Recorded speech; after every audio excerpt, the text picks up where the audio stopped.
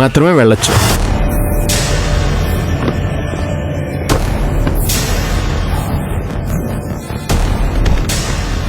మా వాళ్ళ మీద గుండా సాక్ పెట్టావు.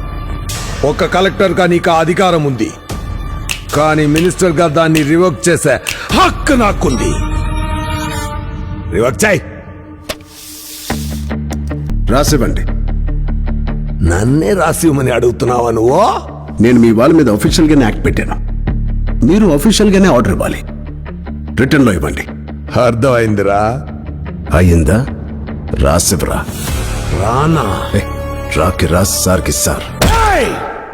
నువ్వెవరితో మాట్లాడుతున్నావో తెలుసా నీకు? ఫైనాన్స్ అండ్ మైన్స్ మినిస్టర్, ముఖ్యమంత్రి కొడుకు, ఈ రాష్ట్రానికి కాబోయే ముఖ్యమంత్రి. నువ్వు ఆఫ్టర్ ఆల్ ఒక కలెక్టర్. ఆఫ్టర్ ఆల్ కలెక్టరా? అసలు కలెక్టర్ అంటే ఎవరో తెలుసా నీకు? Districts first citizen, district magistrate, district election officer, parliament election RO, district administrator, census officer, municipal supervisor, land records, land revenue, land acquiring, farmer loans, home loans, old age pensions, అన్నిటికీ అధికారి కలెక్టరే. నీకు రాజకీయం అంటే ఏంటో తెలుసా?